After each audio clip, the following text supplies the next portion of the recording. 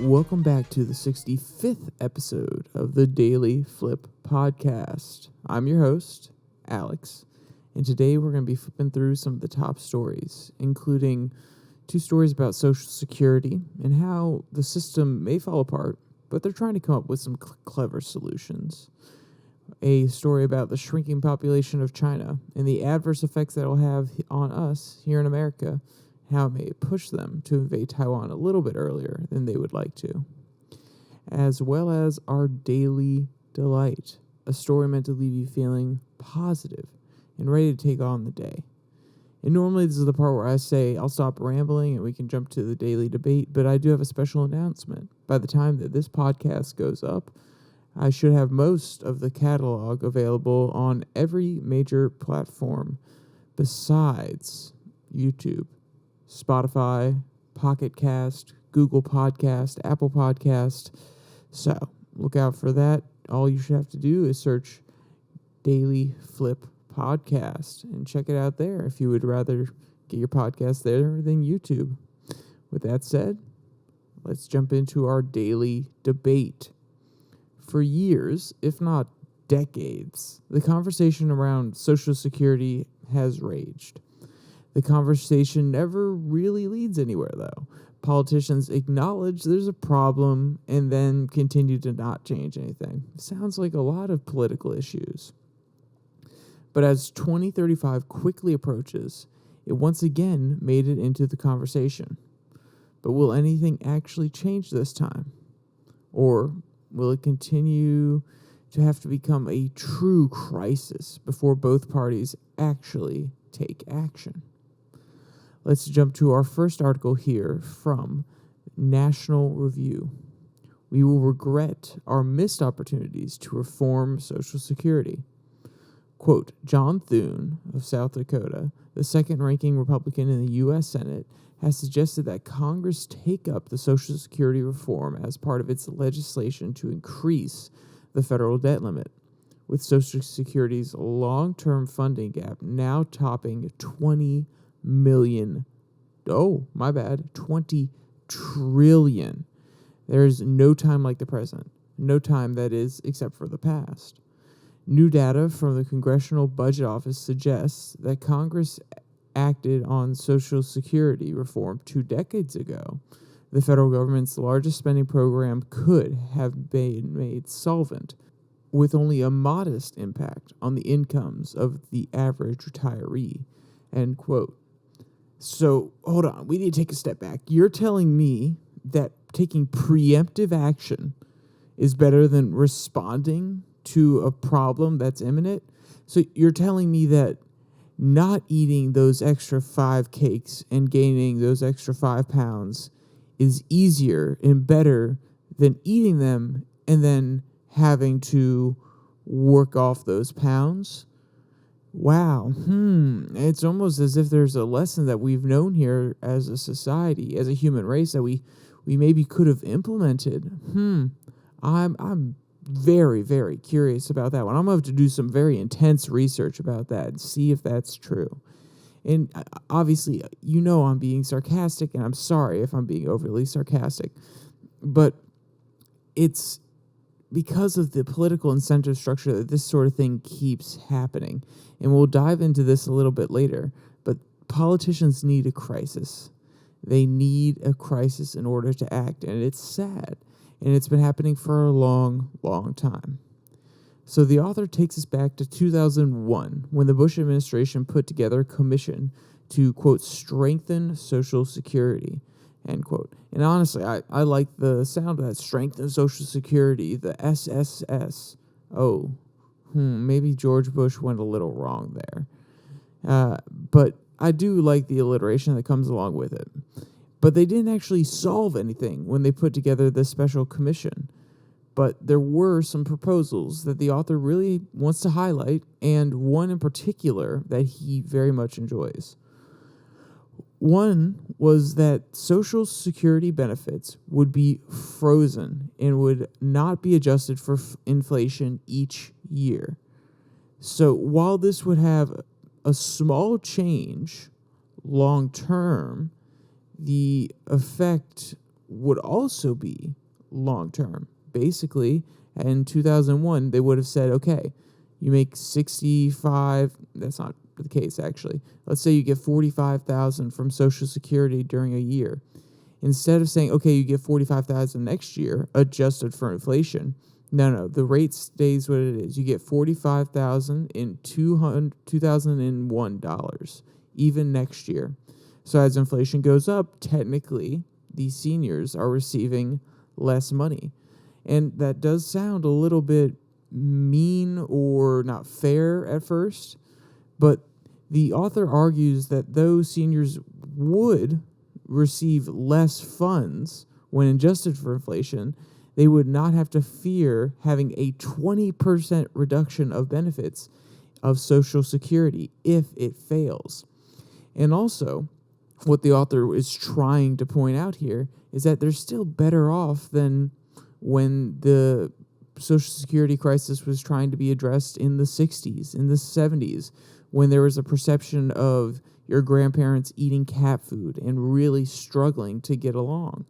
So I don't necessarily know if I agree with all of those points, but that's what the author's trying to highlight here. And I want to at least do his argument justice, because he's not coming at this in a bad faith way. I just think there are a few things that we're not necessarily looking at.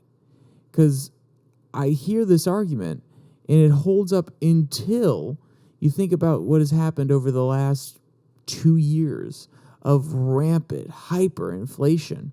If these seniors were forced to have a Social Security payment that is fixed, that is not inflation adjusted, then they're losing 11%. Sorry, I take that back. Inflation is not that high. At this point, it's at 9%. Last year, it would have been somewhere around 6%.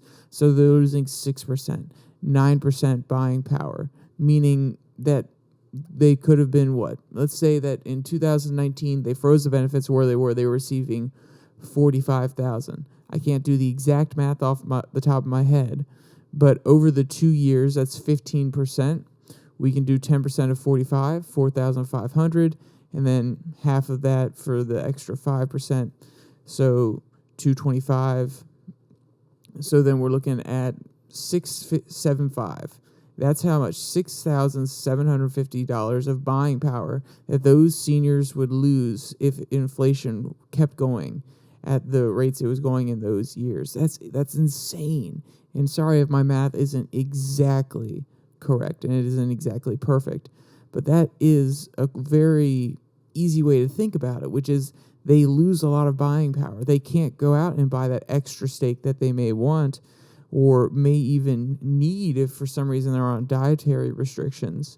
So, it's a great concept in the theory of it alone.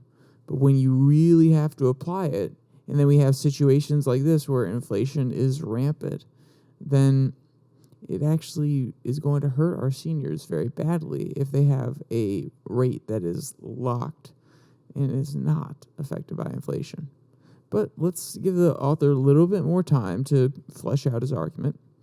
Quote, the CBO data show that in 1979, the average American over the age of 65 had a household income after taxes and transfers of $43,000. All dollar figures are inflation adjusted to 2019. Seniors' incomes averaged 23% below those of working age Americans. Retiree households were more than twice as likely to live in the poorest fifth of the overall population as to live in the richest fifth. The 1970s stereotypes of retirees eating cat food, if not accurate, at least reflected some semblance of seniors' realities. 4 decades later, the picture is radically different. By 2019, average income for over 65 households, so anyone over 65, had grown to $97,300, a 126% increase. For non-elderly households, average income rose from $58,792 to $104,297, just 77% higher than 1979. The income gap between seniors and working-age Americans had shrunk in 2019 from 23% to just 7%. Today, seniors are nearly twice as likely to live in the richest income quintile as to live in the poorest quintile, end quote. And this all does sound very well and good. When you hear this off the top of your head, you're like, okay, they're doing great right now. And this data does show that there has been progress, that a lot of these people that are getting to retirement age have been able to, they were working class, they were middle class during the 70s, maybe the 80s. We were able to save some of the money from this great period of American economic growth. But don't be fooled by this data. While it is promising, it doesn't show how seniors have been affected by hyperinflation, which is my key issue here. I think that's a very important component. And the author's being honest, because this is the data that he has at his fingertips. But we can't use the 2019 information and data and statistics in order to make a decision in 2023. And obviously there are different cases. If we have lots of different data over years and we have the up-to-date information, we can compare them, then of course we could use that data. But we cannot have this data that he's suggesting be the sole reason that you say it's okay to freeze Social Security benefits and lock them from being affected by inflation. Because we need to understand how the hyperinflation has affected these seniors before their benefits, or I take that back, before we adjust their benefits. Because if they're worse off over the last 3 years, then at the end of the day, we would have to reconsider, should we actually lock in that rate that they're getting and make sure that it doesn't change due to inflation. So that's why I've taken a little bit of an issue with this author's position on the matter. And like I said, I don't think he's trying to be disingenuous. I think that it's a solution, and I think that it could work. But there are flaws in it that I really want to point out. And to be honest, I'm not trying to say it's a terrible solution, it won't work at all. I am trying to say that there may have to be some every 3 to 5 years, we have an adjustment period where we bring it back in line with inflation. So seniors will, at least long term, not be as greatly affected by having their benefits locked at one rate. And, that does kind of defeat the purpose, but at least it's not year over year where we're increasing the benefits. It's every few years. And then it also forces Congress to come together and say, okay, yes, we are going to allow Social Security to continue in the form that it's in. You would have to put a provision in there, but that means that it doesn't become a crisis issue that politicians can wave around and say, oh, yes, I'm going to solve Social Security. It's, okay, we have this vote in every 5 years. We're going to have to do it. It's no longer a crisis issue. We're actively addressing it every single time it comes up. If we need to do reforms, then that's the time. So I think that's a middle ground from what this author's saying. And I'm not saying it's the ultimate answer either, because there's another solution that comes up here in the next article that I think is actually a pretty good one. It also has its issues, but it has lots of merits as well. So the author's overall criticism that we have missed the opportunities to address this issue really does hold true. Politicians are only willing to tackle and address the problems when it's a crisis and then get credit for solving or averting said crisis. And that's what I was talking about when I said the political incentives are all messed up earlier, because they get points for, oh, we solved the Social Security crisis. We were trying to help you.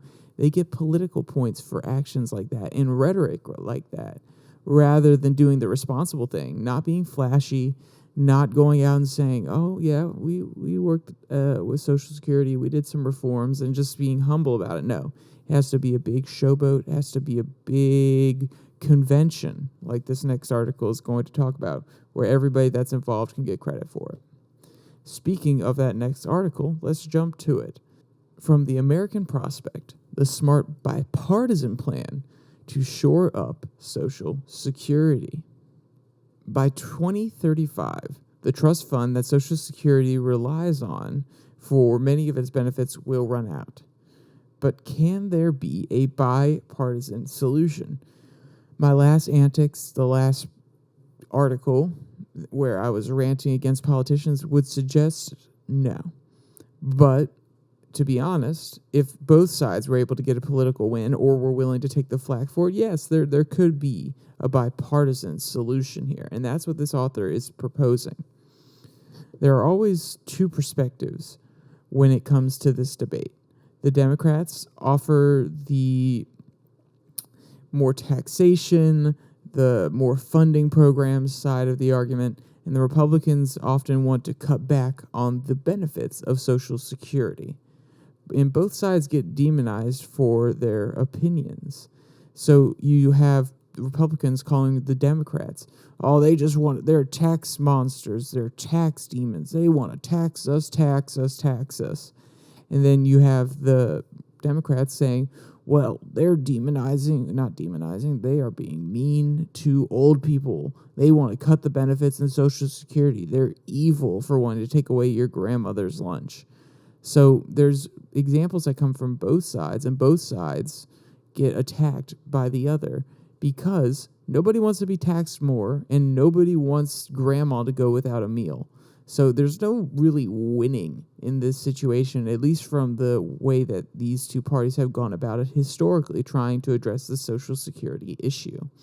But there is a new bill that has been brought up, which is the Trust Act. Quote, the Trust Act is basically a redux of the Browsley-Simpson Commission from 2010, which President Obama set up to find ways to cut the deficit.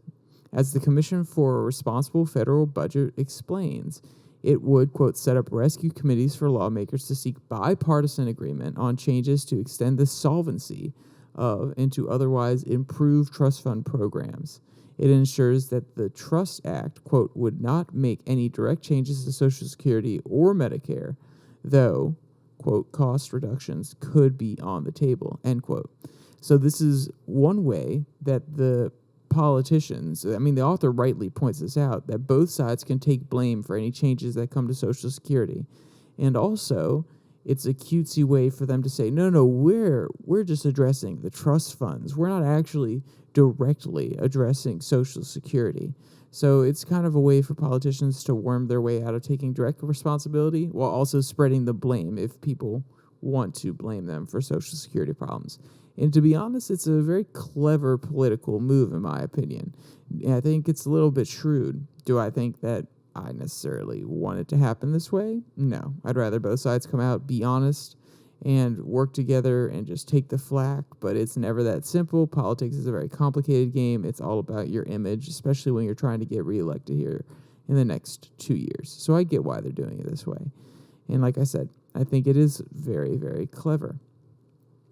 So there are two solutions that the author likes to address for the coming problem of Social Security. One, which I am not in agreement with, is remove the payroll tax limit of $650,000. So normally, you have a payroll tax that goes towards Social Security. You and your employer pay it.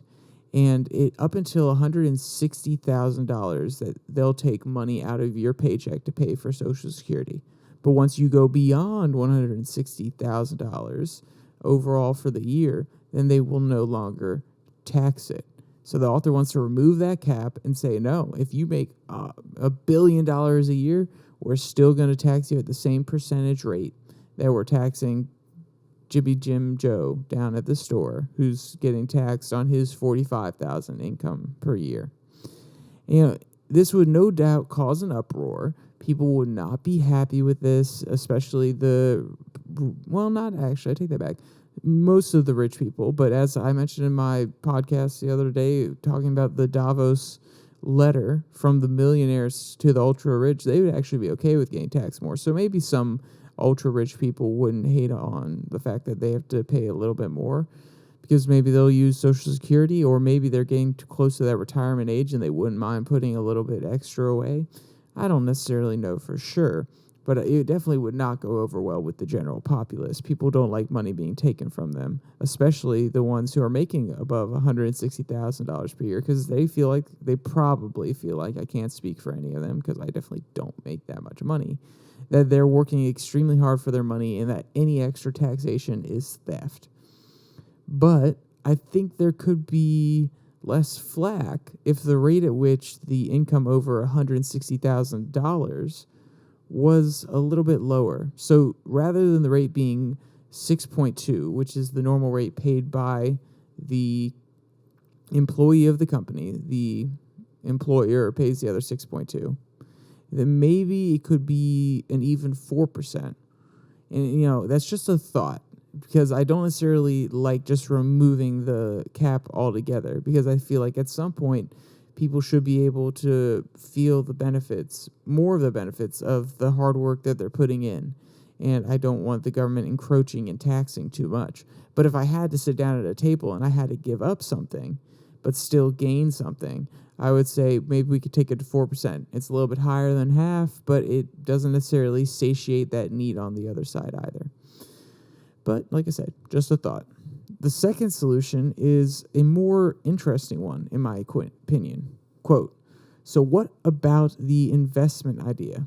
Joseph Zelebos Ryog, sorry if I pronounced his name wrong, reports in Sophomore that Cassidy and King are proposing that the federal government create a new fund separate from the Social Security Trust Fund, in which borrowed money would be invested in stocks, which typically grant a much higher rate of return than treasury bonds. In other words, they would harness a small amount of American capital income, returns from stocks, debt, real estate, and so on, which reliably constitutes about 30% of the national income on behalf of the public, end quote.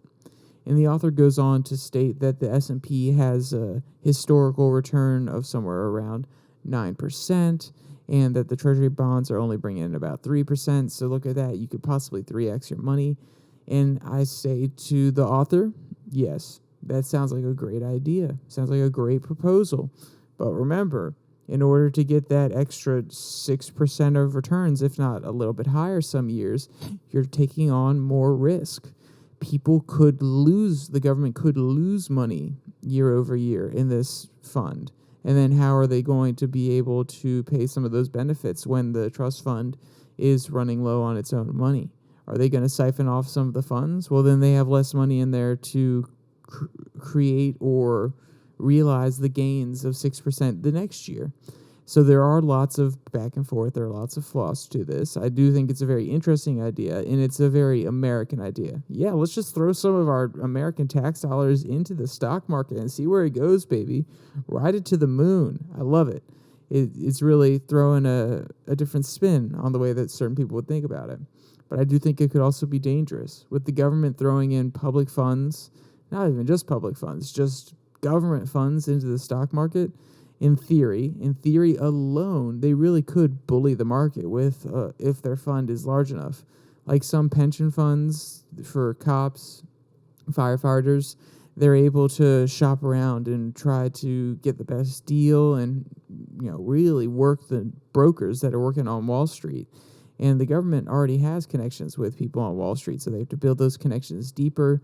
And I don't know necessarily if I like that aspect of the government being directly involved in Wall Street in the way that they're investing funds.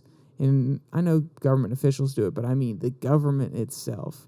Now, if there are other funds that already exist and I am extremely ignorant, please fill me in down there. But I think it's a little bit dangerous, if I'm going to be honest. But I do like the idea. I understand that if the people that maybe there's an option that people opt into this, that they want to basically have a 401k IRA that is government backed. And then they can say, yeah, throw some of my Social Security funds into this this fund that is on the stock market. Yeah, I'm definitely okay with the risk. But other people aren't going to be okay with the risk. They're going to want that return from the treasury bill, and they're going to stick to that because they want their guaranteed money rather than the possibility of the stock market crashing like in 2008 and then not being able to pay for their food because their Social Security benefits from either fund is gone. But, I think the author's getting at something very interesting here, and Cassidy and King are also getting at something interesting here, and it could be a further discussion, which probably means it won't go anywhere because it's Washington, but it could be a further discussion. Our last article comes from the Daily Signal. This is a crisis. Why Americans should care about China's shrinking population. So China has had its hands in many different pies and has many different economic ties all across the world. So with that, we should be trying to decouple from them because they're so vested everywhere.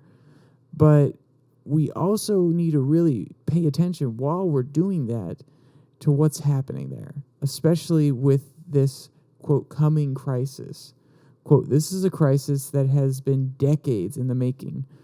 Really, since at least the 1990s, China has known that its population is going to decline. For decades, it has had this draconian policy, this population control policy. For most of the time in it, people were limited to one child only. And so in many cases, they would fine people if they had more than one child. In some cases, authorities at the local level would even sterilize people, force them to have abortions. And so they're controlling it. They've been controlling it this entire time. So with a declining population, China will have less unskilled workers, laborers, which is one of the backbones of their economy. They'll have less future soldiers, which is a necessity if they want to invade Taiwan. So you can see how this is a problem. China has been one of the lead manufacturers. And the reason they have been one of the lead manufacturers is because they have a lot of unskilled labor. A lot of their population wasn't necessarily as educated as around the world, so they weren't demanding for higher wages. They couldn't earn higher wages. But as the population is starting to shrink, the education rates are starting to go up in China, and they have a lot more tech-heavy jobs, which are not unskilled jobs where you're sitting there being a widget in a factory. No, you have to have a little bit of engineering skill, a little bit of smarts. You have to be maybe a little bit more delicate when making microchips, these sort of things. The price for manufacturing things in China is going up. And with a population that is decreasing, especially when it comes to invading Taiwan, they're probably looking at it right now saying, well, over the next 30 years, we're actually going to lose a large majority of our fighting forces that would be the right age and male. So we need to invade now if we're going to invade. And I don't mean today, and I don't necessarily mean this year, but in this brief demographic window, which is probably until about 2030. If it doesn't happen before that, I would be very surprised. But, I am not a prophet. I am not an oracle. I don't know for sure. I'm just going off of information I've heard about the subject and a sneaking suspicion in my gut. I actually made a bet with somebody that they would invade before 2032 for $10. I think it was 2 years ago. So if you're listening, you know who you are. I highly doubt you're listening, but get ready to give me my $10 is what I'm saying. So for those of you who are China hawks, maybe you're enjoying or rejoicing at this news. But I remind you that the world economy is greatly entangled with China, so their downfall affects more than just them. Quote, I would say in China, because of what affects the Chinese economy now affects the world. China used to say about America, when America sneezes, the world catches a cold. You could definitely say that about China and the Chinese economy. And so what we have to do now is we are going to increasingly have insignificant working age people to take care of the elderly people in China. Now we're already seeing a significant decrease in the number of unskilled workers in China, both because of their improving education levels and developing economy, but also because of the decreasing population, end quote. So I know I've been talking about a lot of negatives, but one benefit that we can take from this is that it will be an excellent case study in live time of what happens to a country that's experiencing population decline in the modern era. We've seen it happen in Britain, a lot of European countries, Japan, but now we get to see it happening live time in the modern technological era, just like our population in the U.S. is starting to decline. And you may say, well, we actually have replacement rate, but that is because of immigration. We actually, when it comes to birth rate, we are birthing less children in the United States, here in the United States, than are dying. The only reason that we stay at about replacement rate or a little bit above is because of immigration. So if immigration slows down, we would also start to have a declining population. So we can look at China and we can say, okay, what's happening here? What are the effects? Does it cause public unrest? What policy changes did they make that we could possibly address? Which ones shouldn't we make? And, China is one of our greatest strategic adversaries on the world stage. And personally, I believe with the declining population, they will try to seize on this moment to invade Taiwan. And it scares me when I think about it, especially with how Biden has been making moves against their chip industry. They're really looking to Taiwan saying, we're going to need those fabs. We're going to need those high-end tech facilities where they build some of the best microchips in the world here soon. And let's be clear, they wouldn't necessarily know how to use it, or at least to the best effect like the Taiwanese would. But it's one of those strategic elements that they're probably thinking about. And I think that we need to pay very close attention to what's going on in China going forward and what's going on in that region. And that's why I brought this article to your attention. But let's get away from all the negative stuff. Let's jump into the Daily Delight. This one comes from Upworthy. Dog sits and waits and shares the sweetest relationship with the garbage collector, her best friend. Some dogs have an oppositional relationship to many people that approach their territory, but that's not Lily. Quote, she has made a second best pal, the garbage collector, David. Every Friday for the past 2 years, Lily the Labrador waits in the yard for David, and when he passes by, he stops to offer her treats and pet and play with her. End quote. So not everyone gives Lily the attention that she deserves, or at least she believes she deserves, but David is always prepared for the little pupper. Quote, David and Lily have a unique relationship. Chattery claims that while Lily shows affection to everyone, including those who aren't dog lovers, she can tell that David and Lily have a closer bond, although it undoubtedly has something to do with the candies in his pocket, end quote. So if you want to see any of the cute photos or videos or read any of today's article, there will be a link in the description below, the like and subscribe button. And since I said at the beginning that we're probably going to be on a lot of different platforms by the time this goes out in a day or so, if you can leave a review. Never said that one before. It's kind of new to me. I'm going to try to make this a little bit slicker here at the end because I'm used to saying leave a like or subscribe on YouTube. So leave a review on wherever you get your podcast. And with all that said, there's only one more thing to say. Stay safe. Don't die.